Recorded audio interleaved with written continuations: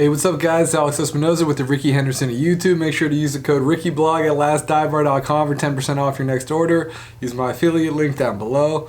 All right, let's jump into it. So since last week, since I did one of these Rickey Reports last week, there was a lot of drama that happened with the ballers and stuff, and I'm still talking to people, doing some research, and trying to figure out more before I really comment on it. It's kind of a complicated issue and touches on a bunch of things.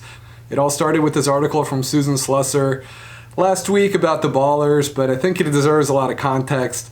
But again, I don't really want to just talk about little bits of it. I kind of want to talk about it comprehensively, so hopefully I'll have that out by next week, either in an article or a video or a combination of both. So I am working on that in the background, but on Thursday we did get this cool video from Billy Joe Armstrong, the lead singer of Green Day, big Bees fan, and part owner, and I guess he's in the Rogers Center in Toronto, and he made a little addition to the A's logo on the wall. So who knows if it's real or not, but it looks real to me.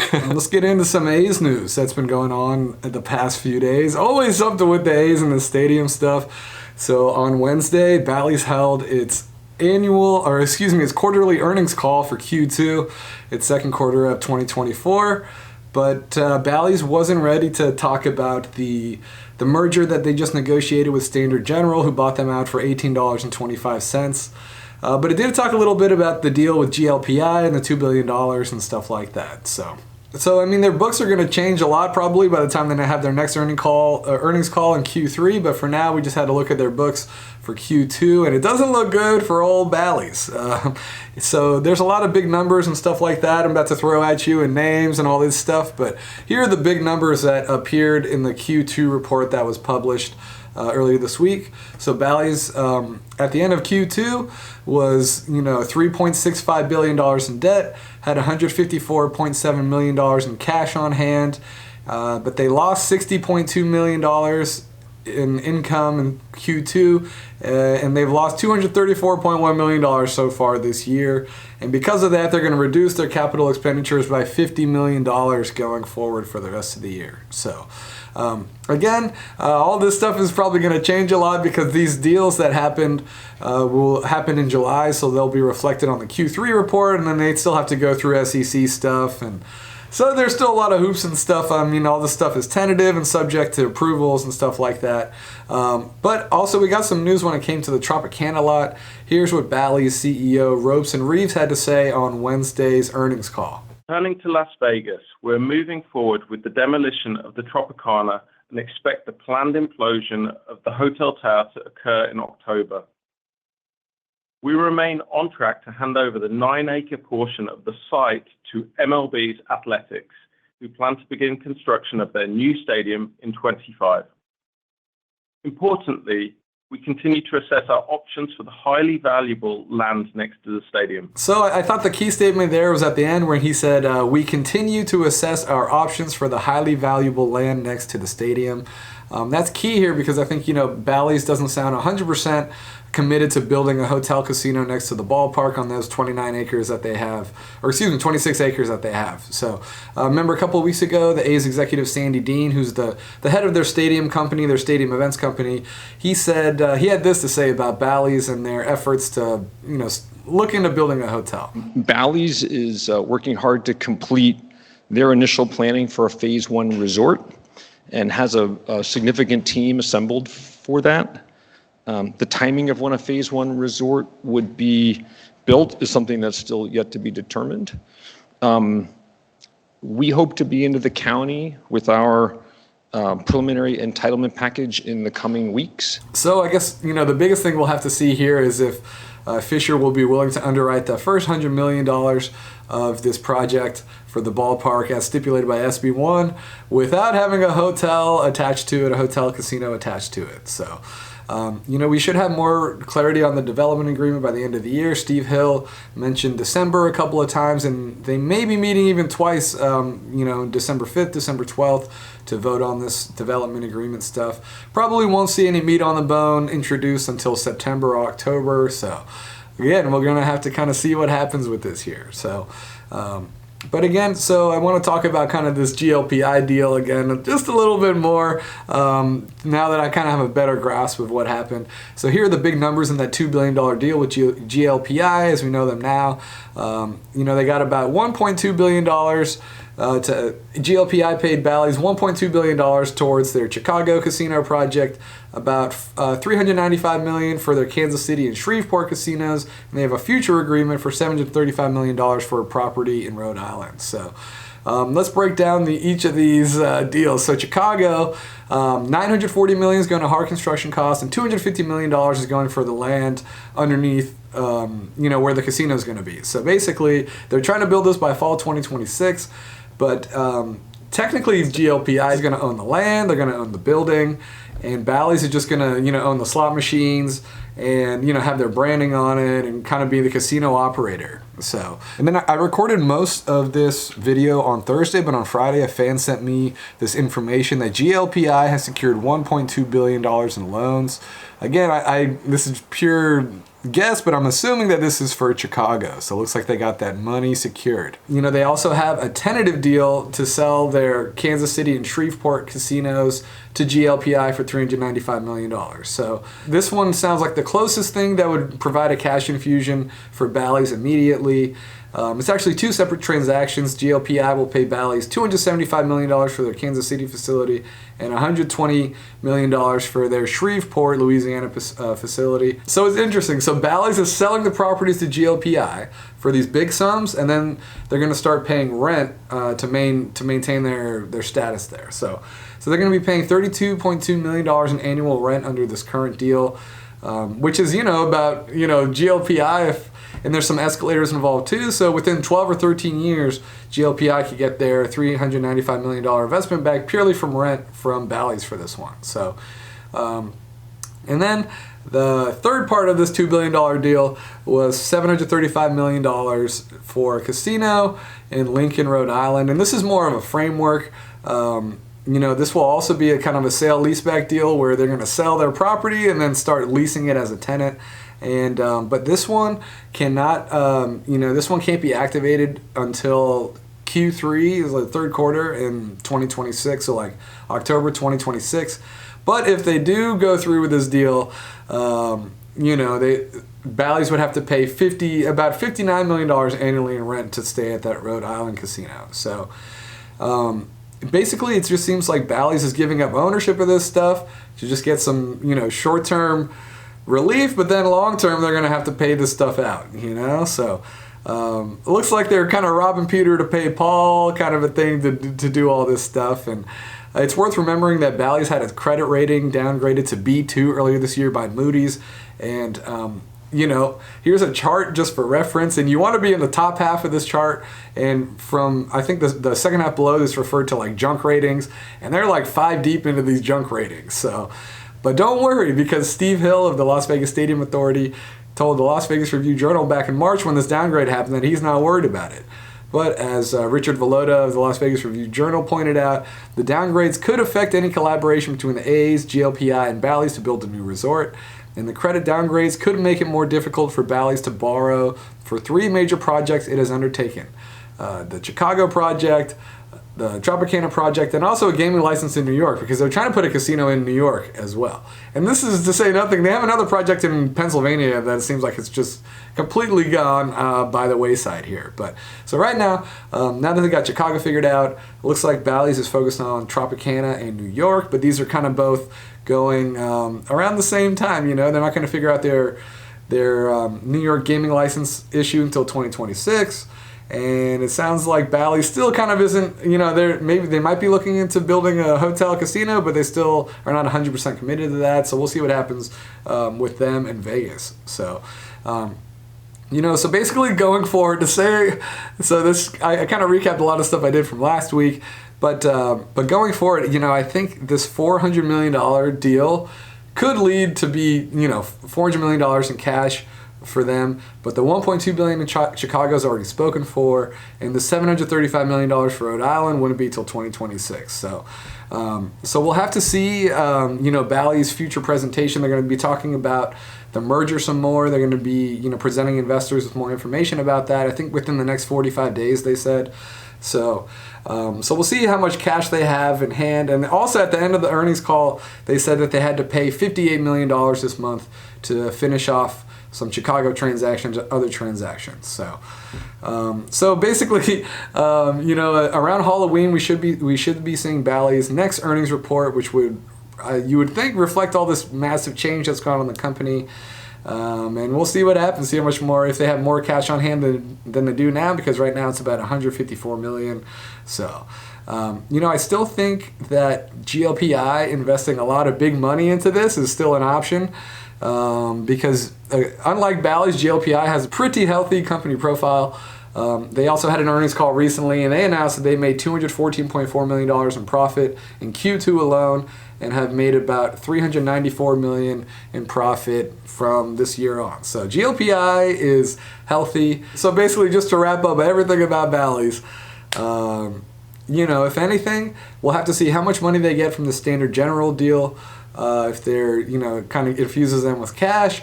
I'm not going to pretend like I know how that works with all the shares and everything, so we'll see. And then, $395 million that they could get in cash for the Shreveport and Kansas City sales if they go through. But, so we'll see how much money Bally's has. But I would think that they're still going to look for somebody else to buy there and build instead of them, because they got so many balls that they're juggling right now, And speaking of GLPI, we have some GLPI adjacent news.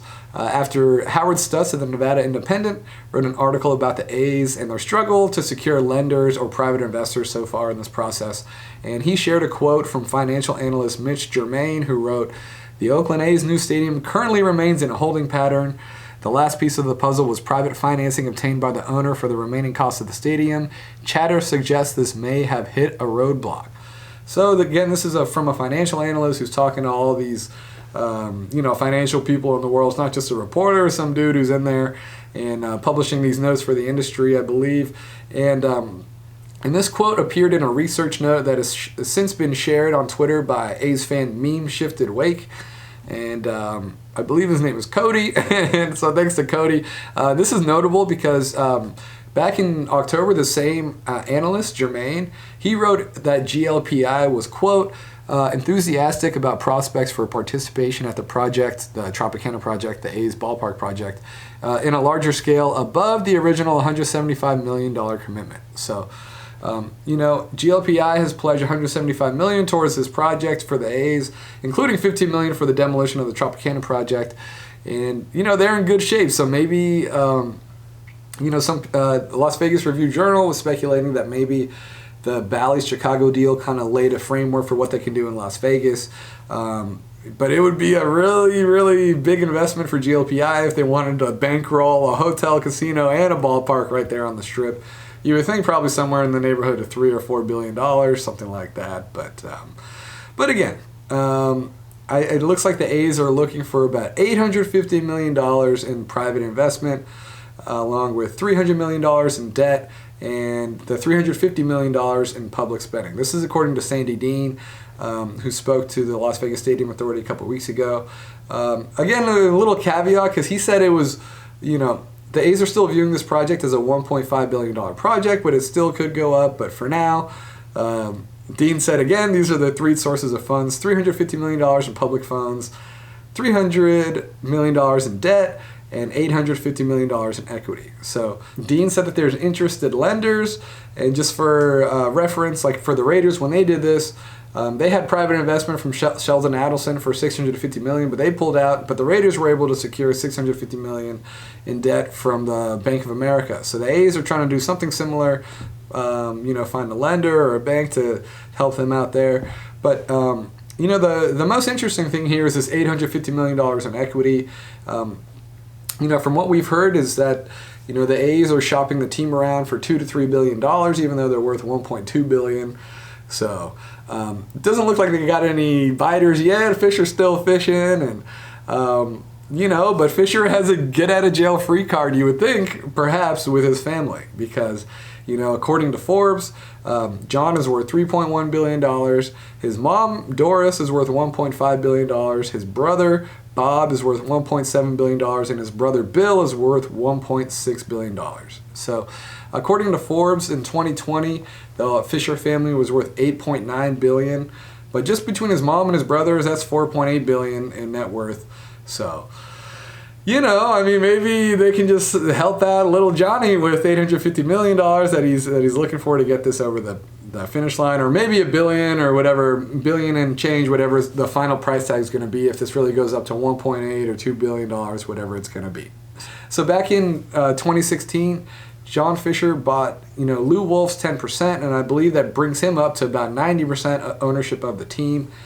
But, if he's trying to sell $850 million in equity, but the team's only valued at $1.2 billion, the math really isn't mathing, So that's why they've been shopping it reportedly at between $2 and $3 billion. Even though, I think the most recent sale was the Baltimore Orioles earlier this year. They were sold for about 1.7 something. And, that came with Camden Yards and a regional sports network. The A's don't have their own network. They don't even have a stadium. So, I think it's a little bold for the A's to be asking for $2 to $3 billion. So, but again, Fisher has a get-out-of-jail-free card. And then who knows, if this whole thing falls apart, then maybe Uncle Vivek will be there to just catch the team in his hands, right? So yeah, we do have some Sacramento news as well. But before I get into Sacramento news, I think it's we got some more reporting from the Bay Area News Group. According to public information that was presented about layoffs, the A's will be laying off about 600 people by the time the season's over, 415 in the organization, and 175 in concessions. So, 600 people, that's a lot, especially the fact that they're not moving across the country. They're just moving up the road. I don't know about up the road, but, they're going 90 minutes up the freeway. It is a different city, different market, but damn, that's a lot of people to be cutting, So... but yeah, the A's are, they keep on moving along with this move to Sacramento. And this past week, there was some movement there as they started to put out some feelers to their fans. I signed up for this email list on their website, and earlier this week, they sent out like an eight question survey to fans, just kind of generic things like, what do you look for in a ballpark? What's the most important things to you? Like, the weather, team being good, or, stuff like that, or where do you want to sit? And, which opposing teams are you most interested in? Stuff like that. So they're just trying to get information right now. Earlier this week, the A's also sent out like a sneak peek, even though they misspelled sneak peek, of the luxury amenities that they're going to be offering at Sutter Health Park next year. And a lot of people on Twitter, at least, were pretty unimpressed, as these places already exist, even though the A's decided to put some renderings on there to show some updated, updated accents within them, So... So here's a look at the three clubs that the A's are promoting to their fans. You got the Salon Club that features a 45-foot bar with complimentary beer and wine, but you got to pay for your own cocktails. And then there's the Legacy Club, which is an indoor spot featuring a 15-foot TV, beer and wine, but you still got to pay your cocktails. And then there's a place called the Gilt Edge Club, which I don't know. It's just a weird name. Gilt Edge. I don't know if that's named after somebody or what, but you're on the edge of guilt when you sit here. It's in the shade. You got beer and wine, but there's no mention of cocktails here. But there is a make-your-own nacho and hot dog bar, so you got that going for you. So sounds like shade will be a premium here at Sacramento. All three of these places, shade or being indoors, is kind of advertised because... as we saw in this video from Rivercats season ticket holder Tyke Neri, he shared a video from the fourth inning of a game earlier this week. I believe it was on Wednesday. And, kind of a mid-game, end of July crowd, hot summer day. And listen to what he had to say. So this is 1:10 p.m. on a July afternoon. There's like no seats in the shade except for those trees, and guess what? They're taking all those trees out. So as he said, there's not much shade here. Maybe the back few rows or just along the pavilion on the concourse, there's shade, but really most of the seats are exposed. And I thought it was interesting, he said that they're going to lift out the trees that are, out in right field on the berm out there, maybe to create more space, So So as you can see, there's not a huge crowd there, maybe like 1,000 people or maybe in the hundreds. And, MLB, this probably won't fly. And that's just the thing. I mean, it's like, people are there. Players aren't blowing up, spontaneously combusting. Fans aren't just blowing up. I mean, it can happen, but I think it'll just be a little different when, if there's like a sold-out crowd there for a day game against the Yankees or the Dodgers, and there's just not enough shade to accommodate all these people, So, I think another thing that obviously will be different is artificial turf. Obviously people like to say, minor league players play in this heat. They've been doing this for years in Sacramento. Why does it matter all of a sudden now? I think it's the synthetic turf, the fact that these dudes are millionaires and they're probably expecting to play in better facilities.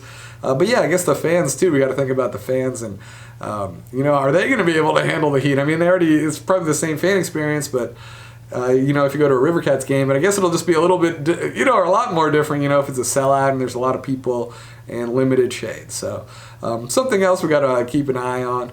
But still, despite the heat and the challenges it's going to be presenting for an MLB product, Sacramento officials still want to put on a really good show. Just listen to these comments from Barry Broom. He's the president and CEO of the Greater Sacramento Economic Council. He joined KFBK Morning News in Sacramento on Wednesday, I believe, and made these comments. They have the ability to literally produce like 10 to 20 billion dollars of capital investment in that bridge district and thousands of jobs and thousands of housing units. And, the catalyst for doing that would be landing an expansion team. And so if we keep our eye on the prize, I think we'll get a Major League Baseball expansion team. I really do.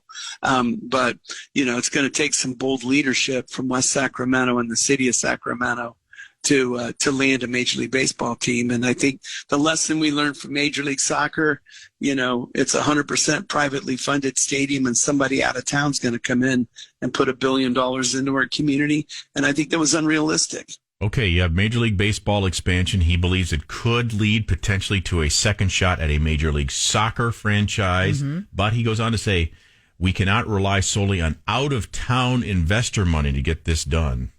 If we want someone to put $2.5 to $3.5 billion into West Sacramento, or a Major League Soccer bid now is probably closer to $1.2, $1.3 billion, the local governments are going to have to do something to ease that cost burden and demonstrate that, not only is this a community that deserves a major sports franchise, and we do, but with that we have local governments that can calculate the value. So what's interesting here is he mentioned both MLB and MLS.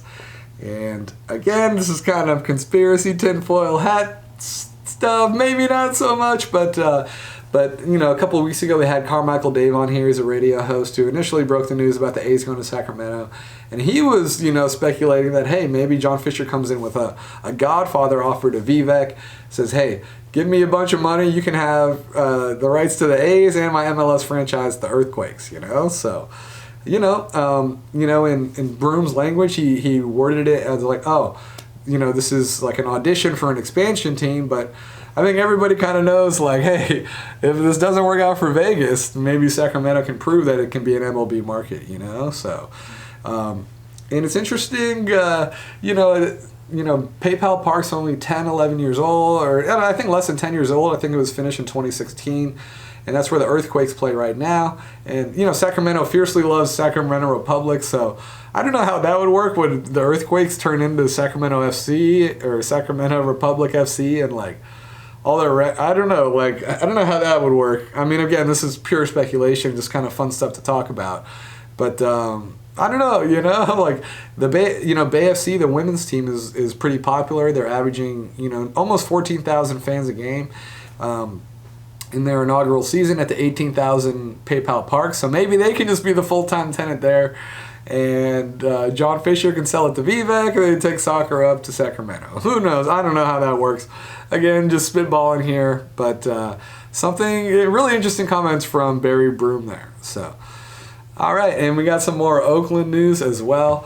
Earlier this week on Tuesday, the City of Oakland and the African American Sports and Entertainment Group, AASEG, signed a term sheet outlining conditions for a purchase and sale agreement of half of the Coliseum site. So Oakland is selling its half of the Coliseum site to AASEG for $105 million under these terms, And $63 million of that has already been earmarked for this year's the 24-25 fiscal year budget for the city of Oakland. So according to the term sheet, it kind of laid out like the payment schedule here. They're expected to sign a purchase and sale agreement on August 23rd. And within 5 days of that, the first $5 million will hit the books. And then $10 million in September 1st, $15 million by November 1st, and $33 million by January 15th, so that'll be the $63 million for the Oakland budget for this year.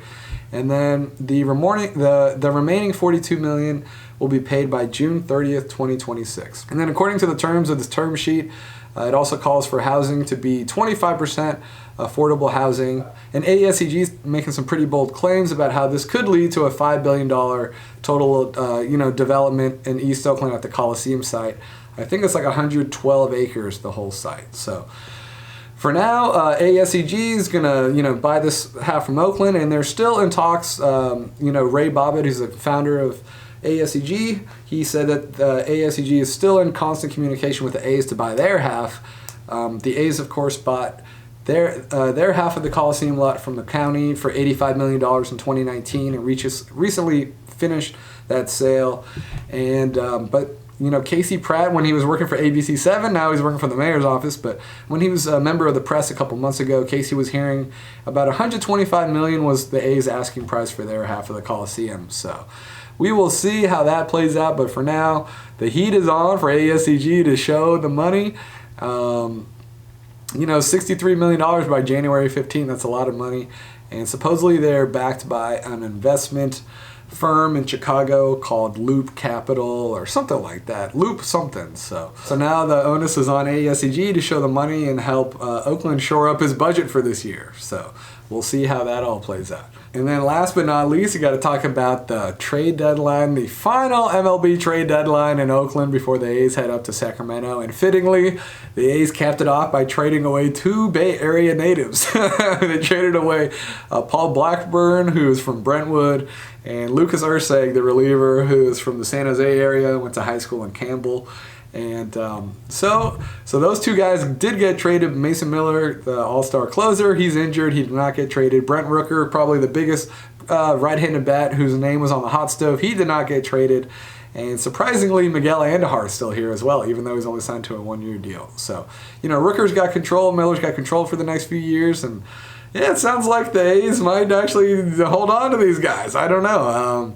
They usually go in cycles where they're like bad for a couple years, and they try for a couple years, then they're bad for a couple years. But it looks like they're on the upswing right now, So after the trade deadline, John Shea, the San Francisco Chronicle, shared this quote from Brent Rooker. He said, "I'm thrilled. It's where I want to be. I love the guys in the room. I believe in what we've got going on here. I believe in this group moving forward. We're not far from being a pretty good team and winning a lot of games." But surprisingly, Miguel Andujar's still here. He's only signed for 1 year, and I wouldn't be surprised if he gets a better deal from somebody else in free agency after, he's having a pretty good season for the A's since coming back from his injury to start the year. So in return, the A's got a bunch of prospects for after these two trades. For Erceg, they actually got a 3-person return. They got Mason Barnett, Will Klein, and a 22-year-old outfield prospect named Jared Dickey, who has spent the season at a high A level, so he's still probably a little bit ways off. So, pretty good. The A's were able to parlay half a season of Erceg into 3 different players. They got a 23-year-old starter, Mason Barnett, he's the highest rated prospect in all these deals. He's a 23-year-old hard-throwing right-handed starter. And then they also got Klein, a 24-year-old reliever who can hit triple digits. He's already joined the A's. And then for Paul Blackburn, they traded him to the New York Mets straight up for Cade Morris, who's a 22-year-old starter in the high A level. Erceg was definitely a nice gem that the A's front office found. And for Blackburn, he was always a good guy and showed a lot of love to the Bay Area. Here's some comments from him last year about the A's, and after this Vegas news broke, and him, saying that he wanted them to stay in Oakland. Not having any idea which way. I got a lot of friends and family that are huge A's fans too. So I just now if it was up to me, I kind of hope the A's stay here in Oakland. We've been here my whole life. Like I said, I got a lot of people in my corner that are big A's fans. So. He also left a nice thank you message on IG. He said to Oakland fans, thank you for showing up and supporting us every single day. I've built a lot of relationships with the loyal fans in Oakland. The joy and support you've shown me in my time here is something that I'll never forget and always cherish. So, shout out to Paulie B. And, it's really starting to hit me now, I mean, I went to the Bay Bridge series on Tuesday. Saw them win 5-2. They lost 1-0 yesterday to the Giants, but something special about seeing A's and Giants fans kind of walking along the Embarcadero, together for the Bay Bridge series. So I'm really going to miss that, but thanks a lot for listening. Hope you guys enjoyed this one. Use the code RickeyBlog at lastdollar.com for 10% off your next order. All right, thanks a lot.